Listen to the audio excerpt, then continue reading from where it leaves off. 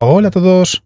Últimamente se está hablando de cómo se descubren pequeños asteroides muy poquito tiempo antes de que se desintegren en la atmósfera de la Tierra, y hace nada, unos días, se ha publicado una historia por parte de la Agencia Espacial Europea muy interesante sobre precisamente uno de estos asteroides de apenas 1 metro de diámetro, algo que se desintegra en la atmósfera y que no supone mucha mayor preocupación, pero que es muy interesante y que es una excusa para hablar de los asteroides que sí nos tienen que dar miedo de verdad y que, a pesar de lo que se podría creer, no son los asteroides más grandes del sistema solar, porque esos, lo vamos a explicar ahora, están bastante bien controlados. En realidad son los asteroides que no son suficientemente pequeños como para que se desintegren en la atmósfera, pero tampoco tan grandes como para acabar con toda la vida en la Tierra, los que realmente nos tienen que quitar el sueño. Y eso es algo en lo que se está trabajando hoy en día, en entender dónde están y en detectarlos con toda la antelación posible. Y eso es de lo que vamos a hablar en este vídeo.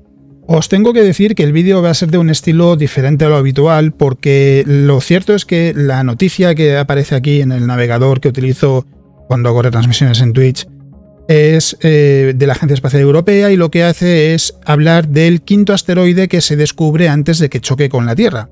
Y claro, esto es algo que me resulta muy interesante en cuanto a que cuántas veces hemos visto noticias en los medios que dicen la NASA anuncia que el asteroide X podría chocar con la Tierra en la fecha la que sea, la que nos dé la gana. Y normalmente siempre digo lo mismo, es cuando veamos esas noticias, podemos ir directamente a la web de la NASA, no hace falta ni ir a la noticia del propio medio y ver que realmente no hay ninguna noticia al respecto. De hecho, os lo puedo enseñar precisamente aprovechando que tengo el navegador aquí. Vamos a nasa.gov, es la web de la Agencia Espacial Estadounidense, y aquí tenemos las noticias en este momento en el que estoy grabando el vídeo. Es miércoles 23 de marzo y tenemos que una rueda de prensa de Axiom Space, de la misión Axiom 1, en la que van a viajar varios turistas a la Estación Espacial Internacional, con Miguel López Alegría como comandante de la misión, y que, bueno, pues en unos días, en unas horas, no sé exactamente cuándo, lo podemos mirar, van a dar una teleconferencia. Va a ser este viernes 25 de marzo, es decir, para vosotros en realidad cuando veáis el vídeo habrá sido hace 2 días porque lo publicaré el domingo. Bueno, hay diferentes noticias, la estrategia del programa Artemisa para los vehículos que van a aterrizar en la Luna, récord de menor cobertura de hielo en 2022, etcétera, etcétera. No hay ninguna noticia sobre asteroides, no es lo habitual. Se destaca también que estamos en el mes de la mujer y, en este caso, pues repasando figuras históricas de la NASA o la confirmación de que ya se han descubierto 5.000 exoplanetas. Es decir, no hay nada sobre asteroides.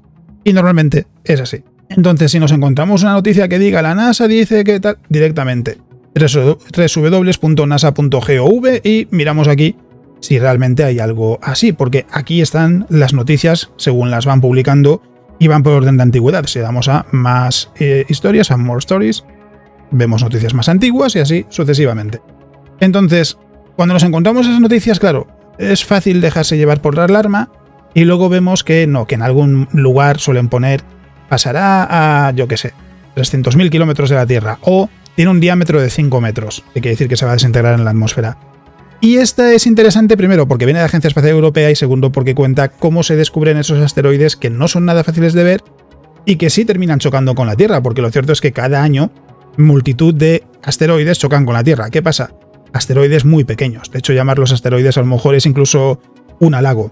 Y en este caso en particular lo que se cuenta es que el astrónomo húngaro Krisztián Sárneczky, el 11 de marzo de 2022 a las 7:24 UTC, esto es la zona tiempo universal coordinado, es la misma franja horaria que tiene, por ejemplo, Reino Unido, al menos cuando no está en horario de verano, y lo que dice es que descubrió un objeto brillante que se movía rápidamente en el firmamento utilizando su telescopio Smith de 60 centímetros en el observatorio de Piszkesteto. Y recogió 4 observaciones en sucesión rápida y 14 minutos después informó al Centro de Planetas Menores, se traduce así el nombre por extraño que nos pueda sonar, y le dieron una designación inicial de SAR 2593. Bien, perfecto. Los resultados se publican rápidamente y los sistemas de evaluación de impacto automáticos alrededor del mundo estiman la posibilidad de impacto, en ese momento parecía poco probable, con menos de un 1%. Dice, Krisztián siguió observando el objeto, llevando a cabo 10 observaciones más poco después del descubrimiento y, de nuevo, enviándolas al MPC, que son las siglas del Centro de Planetas Menores. Dice, sin embargo, estas dieron un resultado completamente diferente. Casi una hora después de ser detectado, a las 8:25 en el horario de tiempo universal coordinado, por ejemplo, yo estoy en España, aquí tenemos una hora más que en la zona GMT, que es la que se corresponde con UTC, por tanto aquí eran las 9:25, el sistema de monitorización MERCAT de la Agencia Espacial Europea envió una alerta al Centro de Coordinación de Objetos Cercanos a la Tierra de la agencia, basándose en las observaciones acumuladas. Lo que quiere decir es que con las observaciones que se habían enviado, ahora, y lo pone ahí también, la posibilidad de impacto era un 100% y además sucedería en menos de una hora, en algún momento entre las 9:21 y las 9:25 de la tarde UTC, es decir, 10:21, 10:25 de la península ibérica. Dice, el lugar de impacto de ese nuevo objeto ya era predecible, con un margen de error de unos 1000 kilómetros y se esperaba a unos pocos cientos de kilómetros al norte de Islandia. En respuesta a la alerta de MERCAT, de la Agencia Espacial Europea y otros similares, los astrónomos profesionales y aficionados a lo largo de Europa y Asia comenzaron rápidamente a observar el impactor inminente. Impactor aquí se refiere simplemente a eso, a un objeto que se sabe que va a chocar con la Tierra. Dice, encontrarlo fue muy complicado porque el objeto ya estaba muy cerca, a menos de una séptima parte de la distancia que nos separa de la Luna, y se movía rápidamente por el cielo. Dice, otro observatorio en Kisuce, en Eslovaquia, rápidamente informó de observaciones llevadas a cabo con éxito, junto con otras detecciones por parte del descubridor original del asteroide. Dice, con estos nuevos datos añadidos a lo que ya se tenía, la ubicación del asteroide se pudo determinar todavía con más precisión. Iba a entrar en las capas altas de la atmósfera aproximadamente a 140 kilómetros al sur de la isla de Jan Mayen a las 9:22 y 42 segundos, fijaos en la precisión, en tiempo universal coordinado, es decir, menos de 2 horas después de ser descubierto.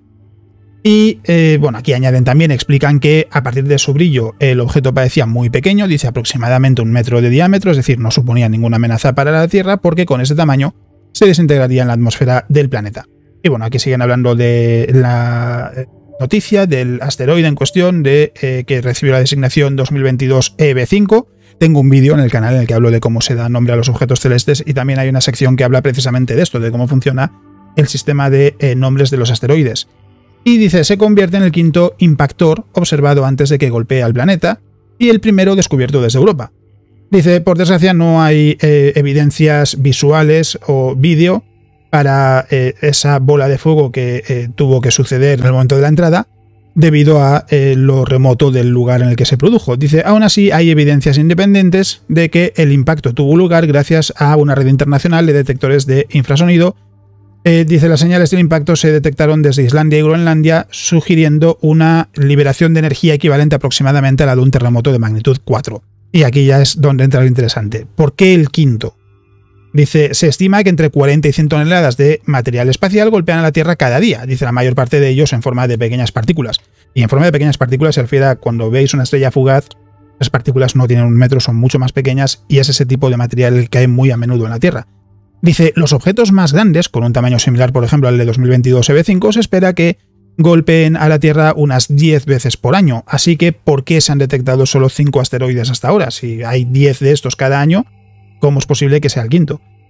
Dice, luego aquí lo explica, esto es lo que quiero elaborar, es que en realidad estos objetos son muy tenues, son muy pequeños, reflejan muy poquita luz del Sol y es muy difícil verlos, tienen que estar muy cerca de la Tierra para poder verlos. Este gráfico que acompaña la noticia es el que quería rescatar porque sirve precisamente para entender cuáles son los asteroides que nos tienen que preocupar. Aquí los organizan por diámetro, 1 metro, como el de la noticia, 10 metros, 100 metros, 1 kilómetro o más de 1 kilómetro. Y pone la frecuencia de impacto cada 2 semanas, cada 10 años, cada 10.000 años, entre medio y 1 millón de años para los asteroides de 1 kilómetro y entre cada 1 y 300 millones de años para asteroides que tengan más de 1 kilómetro de diámetro.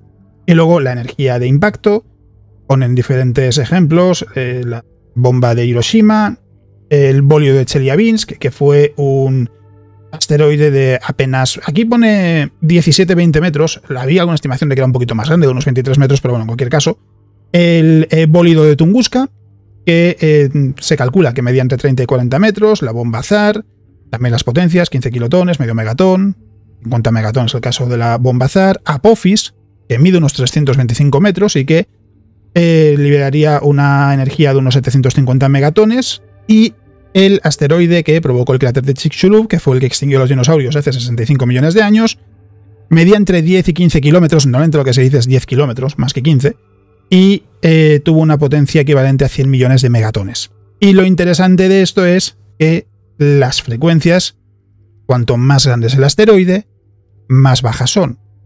Tiene que pasar mucho tiempo hasta que se vuelva a repetir una colisión de ese estilo. ¿Qué pasa aquí? Que tenemos el último párrafo, la última sección de esta imagen, que es la población total de asteroides de diferentes tamaños.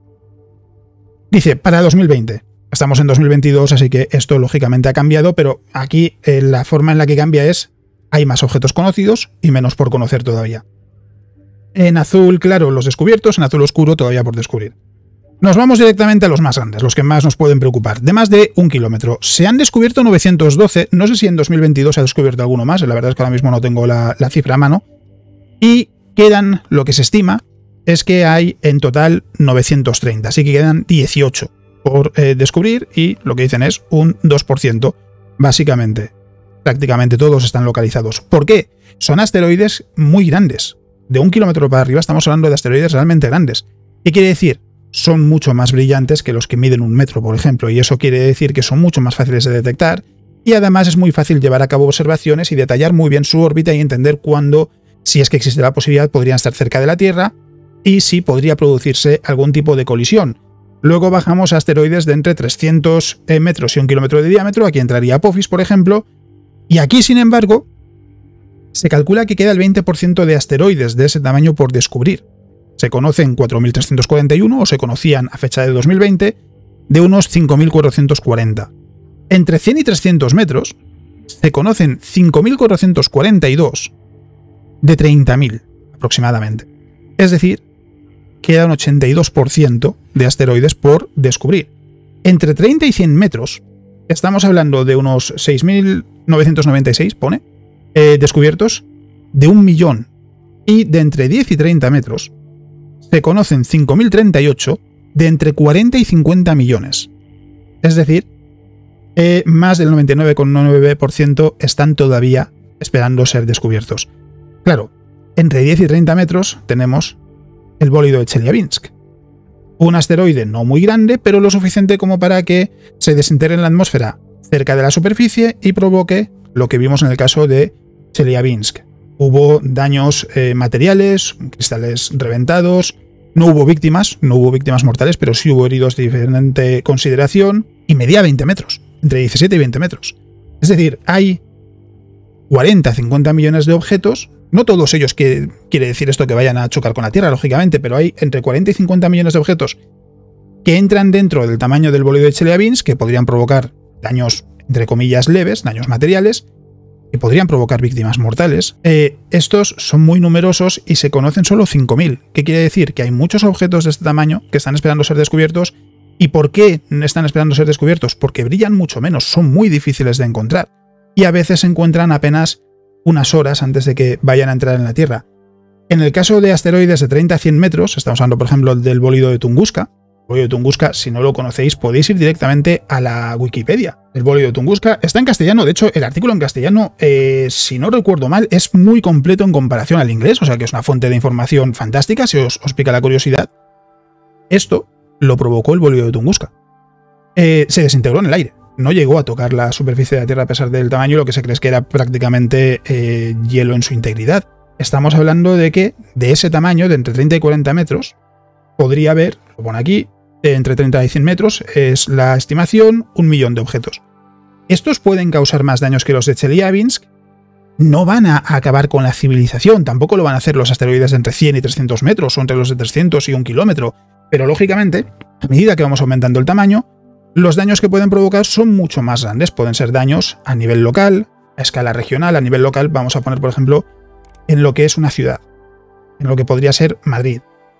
A nivel regional puede ser en una parte de, por seguir con España, de España, no toda la península ibérica. A nivel continental, un asteroide que impacte, por ejemplo, en España y afecte las consecuencias del impacto a toda Europa. Y sin embargo, América no sufra las consecuencias, o no sea nada especialmente preocupante.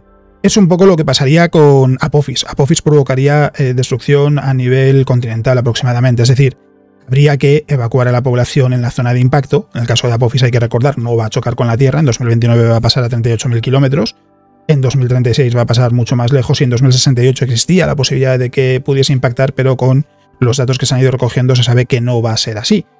Y esto es lo que realmente sí quita el sueño, porque asteroides de entre 10 y 30 metros pueden entrar cada 10 años. No es todos los años, no es constante, pero pueden entrar en la atmósfera de la Tierra. Y es verdad que la mayor parte de la superficie de la Tierra está cubierta por agua y la mayor parte de estos asteroides que pudiesen entrar en la atmósfera de la Tierra y provocar daños locales seguramente lo hagan sobre el océano, en un lugar en el que no haya población y no haya mucho de lo que preocuparse, pero no siempre va a ser así. Había otro gráfico aquí, creo que está aquí arriba. Este es el camino que seguía ese asteroide que se descubrió apenas 2 horas antes de que se desintegrase en la atmósfera. Y aquí está la ruta en la que podía impactar. El lugar donde se desintegró está en esta franja. Se puede determinar esto para cualquier asteroide que se sepa que va a chocar con la Tierra. Y cuantas más observaciones haya, más precisa será. Claro, ¿qué pasa si se detecta un asteroide de, pongamos, 100 metros de diámetro, que podría chocar con la Tierra y que podría chocar con la atmósfera en, por ejemplo, Madrid, sobre Madrid? Con cuanta más antelación se sepa, más fácil será avisar a la población, evacuar si es necesario en función del tamaño que tenga el asteroide, o si es, por ejemplo, algo como el bólido de Chelyabinsk, que no es necesario evacuar, pero sí puede provocar daños materiales, sí avisar a la gente y decir, por ejemplo, dentro de 2 horas, un asteroide de 20 metros se va a desintegrar en la atmósfera en donde se encuentran, por favor, aléjense de las ventanas, porque muy probablemente te salten por los aires como pasó en Chelyabinsk. ¿Y esto a dónde me lleva? Los asteroides que de verdad son preocupantes, los que tienen que quitarnos el sueño, no son los que pueden acabar con la civilización. De esos hay muy poquitos, están todos muy bien controlados. Esos no son los asteroides graves de verdad, a pesar de lo que podría parecer, porque están muy bien conocidos, están muy bien entendidos, y no se espera que ninguno de ellos vaya a chocar con la Tierra en los próximos 150 años, en años, 200 años, depende un poco de dónde consultéis, pero no hay ninguno a la vista en los próximos, como mínimo, 100 años que pueda chocar con la Tierra. Es muy difícil predecir si un asteroide va a chocar con la Tierra en una escala de mucho más tiempo, porque hay muchos factores que tener en cuenta y llega un momento en el que simplemente se vuelve caótica la predicción. Por eso siempre se habla de 100, 150, 200 años. Los asteroides más pequeños, de 200, 300 metros, de 50, de 100, de 20, que pueden provocar daños a una escala mucho más pequeña y no van a acabar con la civilización, pero aún así pueden hacer mucho daño, son los que realmente quitan el sueño, porque esos son mucho más difíciles de encontrar, muchos de ellos están todavía esperando ser descubiertos, y aquí es donde entra en juego la tecnología. Con tecnología cada vez mejor, con tecnología cada vez más avanzada, va a ser posible encontrar estos objetos, y así, si fuese necesario, si alguno de ellos, como pasó con este asteroide, estuviese en rumbo de colisión con la Tierra, tomar medidas al respecto. Y aquí, en el final del artículo, no sé si estaba, aquí está, lo comenta la propia Agencia Espacial Europea. Dice, en el futuro va a haber más telescopios dedicados a escanear el cielo, incluyendo el de la Agencia Espacial Europea FlyEye, que pronto va a estar en construcción en Montemufara, en Italia. Dice, este nuevo telescopio europeo será capaz de dividir cada imagen en 16 secciones más pequeñas para poder tener un campo de visión más grande, similar a la técnica que utilizan las moscas, el ojo de las moscas. Y dice, estos telescopios de gran campo nos permitirán cubrir una zona del cielo más grande en una única noche, dice Detlef Koschnick, que es el director de Defensa Planetaria de la Agencia Espacial Europea. Dice, esto reducirá la posibilidad de que nos perdamos algún objeto interesante. Y aquí terminan con lo que os estaba comentando. Dice, a medida que nuestra capacidad para predecir impactos de asteroides mejora, también lo hará nuestra preparación. Dice, para impactos de un tamaño medio que pueden crear explosiones en el cielo como la de Chelyabinsk, un asteroide que se desintegra en la atmósfera, si no por completo, casi por completo. Dice, esto quiere decir tener la posibilidad de avisar a la gente para que se alejen de las ventanas que podrían romperse cuando se produzca esa desintegración, esa explosión. Dice, para objetos más grandes, como os decía, algo como por ejemplo Apophis, que podría provocar destrucción a nivel continental o a nivel regional. Dice, esto quiere decir tener la oportunidad de trabajar en misiones para, por ejemplo, desviar ese asteroide si no es posible evitar el impacto, evacuar lo que fuese necesario. Imaginaos que fuese necesario evacuar una ciudad. Si se sabe, pensad también, cuanto más grande sea, más brillante es, con más antelación se va a descubrir. Se puede descubrir con meses de antelación, por ejemplo, y se decide que no se puede desviar ese asteroide. Si se descubre con meses de antelación, quiere decir que tienes meses de antelación para trabajar en un plan de evacuación si fuese necesario. Por eso es importante todo esto y por eso los asteroides que tienen que dar miedo de verdad no son los grandes, porque esos están muy bien controlados, sino todos estos de tamaños mucho más pequeños que no van a acabar con el ser humano, igual que el asteroide de Chicxulub acabó con los dinosaurios, pero que sí pueden provocar muchos daños y muchos problemas. Y de momento, como digo, de los que se conocen no hay ninguno que vaya a chocar con la Tierra en los próximos años, pero de esos asteroides más pequeños a lo mejor se descubre alguno que sí podría estar en rumbo de colisión y con mejor tecnología se podrá descubrir antes de que sea demasiado tarde. Y para acabar, os quería dejar con una curiosidad que está muy bien, está en inglés, pero vale la pena si queréis curiosear. Si buscáis Impact Earth en Google, el primer resultado que sale es este, y esto es un simulador de colisiones con la Tierra. Antes había una versión en 3 dimensiones que estaba muy bien, era un simulador 3D, pero ya no funciona. Y sin embargo, lo que es la web en sí, donde también te cuentan las consecuencias de cada uno de esos impactos, sigue estando disponible aquí. Y bueno, es simplemente lo que tenemos es distancia del impacto, es decir, en dónde nos encontramos respecto al impacto. Lo podemos poner en kilómetros, podemos poner, por ejemplo, estamos a 5 kilómetros. Los parámetros del proyectil también tenemos ejemplos. Queremos, por ejemplo, el bólido de Chelyabinsk, que aquí ponen 22 metros de diámetro. Ponen la densidad, es decir, para que nos hagamos una idea si queremos simular algo que sea realista. Aquí tenemos algunos ejemplos, de hecho, el diámetro del proyectil que provocó el cráter de Chicxulub, el asteroide que extinguió los dinosaurios, aquí le ponen un diámetro de 17 kilómetros y medio. Bueno, nos sirve de todos modos. Quiero decir, al final son estimaciones y para este propósito nos sirven perfectamente. Vamos a poner, por ejemplo, 50 metros de diámetro. Vamos a poner 100. Densidad del proyectil, podemos poner un valor, pero directamente podemos elegir. La mayor parte de asteroides van a ser seguramente roca porosa, podría haber roca densa, podrían ser de hielo, como el bólido de Tunguska, pero podemos poner roca porosa. Velocidad de impacto. Aquí ni siquiera tenemos que pensar en un valor al azar, porque aquí ellos mismos ya ponen la velocidad del proyectil antes de que entre en la atmósfera. La velocidad mínima de impacto en la Tierra es de 11 km por segundo. La velocidad típica está en 17 km por segundo para asteroides, 51 para cometas. Lo más probable es que si se produjese un impacto en la Tierra sea de un asteroide, así que seguramente estará cerca de los 17 km por segundo. Dice la velocidad máxima de impacto para los objetos que orbitan alrededor del Sol que puedan chocar con la Tierra es de 72 km por segundo. Y el ángulo, ya no se pone aquí, el ángulo se mide desde un plano tangente con la superficie de impacto, el ángulo de 90 grados es para un impacto totalmente vertical, el ángulo más probable de impacto es de 45 grados, así que ponemos 45 grados. Y luego, en dónde se produce esa colisión, contra qué choca ese asteroide si es que llega a la superficie. Podemos poner agua y la profundidad de ese agua, roca sedimentaria o roca cristalina. Vamos a poner roca sedimentaria. Y le damos a calcular efectos. Estos son los resultados que aparecen cuando metemos esos datos. Nos pone aquí el resumen de los datos que hemos puesto, la energía que se liberaría antes de la entrada atmosférica, la frecuencia del impacto, cómo cambia la Tierra, cómo se va a afectar la Tierra por el impacto. Todo eso está en inglés, no, que yo sepa no existe versión en castellano. A qué altura se descompone el proyectil, a qué altura se descompone ese proyectil en una nube de fragmentos, la velocidad de los fragmentos después de que se haya desintegrado el asteroide, etcétera, etcétera, las consecuencias, por ejemplo, las ventanas se romperán, cosas que son muy interesantes y esto simplemente podéis probar aquí con lo que os dé la gana, podéis poner el tamaño que os dé la gana, de hecho podéis poner proyectil 100 kilómetros de diámetro, y seguimos con roca sedimentaria, calcular efectos, y aquí por ejemplo ya pone las dimensiones del cráter que provocaría un asteroide de 100 kilómetros, sería un cráter de 305 kilómetros de diámetro, de 108 de profundidad. Esto mientras se está todavía formando, luego el cráter final sería de 645 kilómetros, con una profundidad de 2,7.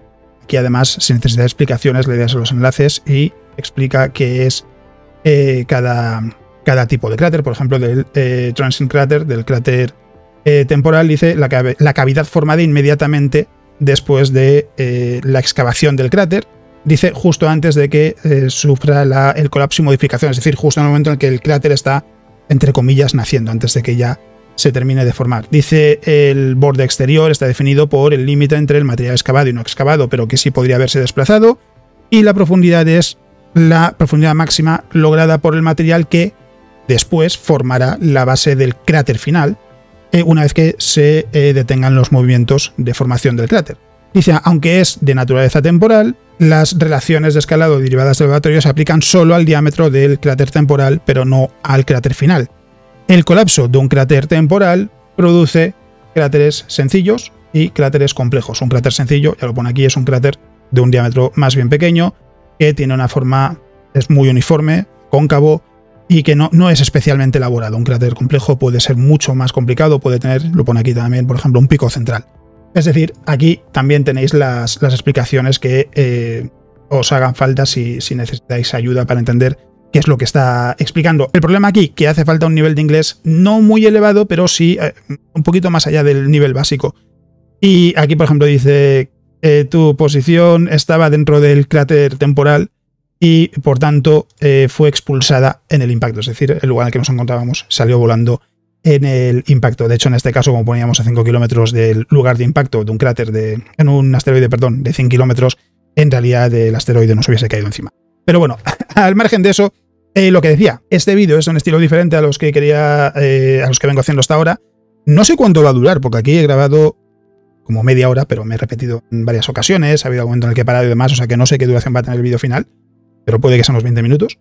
Y nada, espero que os haya resultado interesante, que os sirva para entender por qué los asteroides que de verdad son preocupantes no son los que miden 100 kilómetros, no son los que miden 50 kilómetros, sino los que miden unas pocas decenas o cientos de metros, porque son mucho más complicados de detectar, y ya habréis visto que he ido colocando los recordatorios habituales en el vídeo, eso sí, como siempre.